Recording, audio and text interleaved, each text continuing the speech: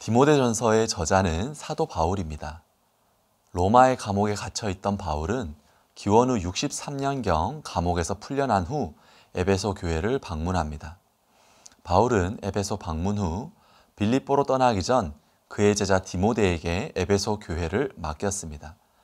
그는 차후에 에베소를 다시금 방문하고자 하였으나 이 일이 이루어지지 않았으며 이에 디모데에게 편지를 보낸 것이 디모데 전서입니다. 디모데가 당시 목회하던 에베소를 비롯한 소아시아 지방에는 유대주의와 헬라 사상이 결합한 이단 사상이 시작되고 있었습니다. 이 이단 사상은 점차 확대되어 2세기 기독교 최대 배교의 원인이 되었던 영지주의의 뿌리가 되었습니다. 바울은 이런 이단 사상의 위험성을 직시하고 그에 맞서 교회가 복음의 진리 위에 굳건히 서도록 본 서신을 기록했습니다. 또한 바울이 디모데에게 편지를 작성한 두 번째 이유는 디모데가 연소한 목회자였기 때문입니다. 교회는 다양한 연령대의 사람들이 모이는 곳이고 그들과의 관계에서 발생하는 여러 문제들이 있습니다. 디모데는 아직 연소한 나이였기에 교회 내의 다양한 현안들을 풀어가기에는 어려움이 따를 수밖에 없었고 이에 바울은 선배 목회자로서 디모데가 교회의 지도자로서 지혜롭게 처신할 수 있도록 실제적인 지침을 주기 위해 본서를 기록한 것입니다. 디모데전서의 구조와 주요 내용은 크게 4가지 내용으로 구분할 수 있습니다.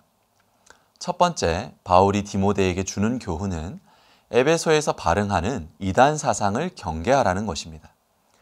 당시 에베소에는 유대교를 굳건하게 믿는 사람들이 자칭 율법 교사라 칭하며 허탄하고 망령된 신화와 끝없는 족보 이야기를 강조해서 에베소 교회에 잘못된 교훈들을 전하고 있었습니다. 이들 거짓 교사들은 혼인 생활을 반대하고 금욕주의를 강조하고 물질을 경멸하는 등 육신의 삶과 영적인 삶을 구분하는 영지주의적 요소들이 있었습니다. 바울은 이에 에베소 목회자였던 디모데에게 이단 사상을 경계하고 하나님의 진리를 사수할 것을 명하는 것입니다. 세상은 항상 반기독교적인 사상과 가르침이 있습니다. 우리는 하나님의 진리를 거스르는 것이 무엇인지를 통찰하고 하나님의 진리보다 높아진 것을 무너뜨리고 오직 하나님의 가르침을 따라서 살아야 할 것입니다. 두 번째는 기도가 중요하다는 것입니다. 바울은 목회의 실제적인 지침을 가르치면서 가장 먼저 중보기도에 대해서 말씀하고 있습니다. 그리고 교회가 중보기도해야 할 대상에는 나라의 통치자들을 비롯해 모든 사람을 포함시키고 있습니다. 이와 같은 중보기도의 명령은 성도들이 국가와 사회의 안정된 질서 가운데 신앙생활을 하기 위한 필요성에 따른 것이지만 보다 근본적으로는 모든 사람이 진리를 깨달아 구원에 이르기 원하는 하나님의 마음에 근거한 명령입니다. 교회는 나라를 위해 기도해야 하고 교회 안에 포함된 성도들을 위해서 기도할 뿐 아니라 아직 교회에 들어오지 못한 세상의 불신자들을 향해 기도의 지경을 넓혀야 하는 것입니다. 세 번째는 사람의 마음에 관심을 두라는 것입니다. 디모데전서는 교회 현장에서 적용될 목회적 지침과 원리를 가르치면서 행정적 효율성만을 다루지는 않습니다. 교회 조직과 관련된 감독과 집사의 자격을 말하면서 그들의 바른 행실과 인격을 강조하고 있는 것입니다. 이것은 교회와 목회자가 사역을 감당하면서 중요시해야 할 것은 외적 형태의 조직과 체계도 중요하지만 더 중요한 것은 그 체계를 구성할 사람들의 내적 상태라는 것입니다.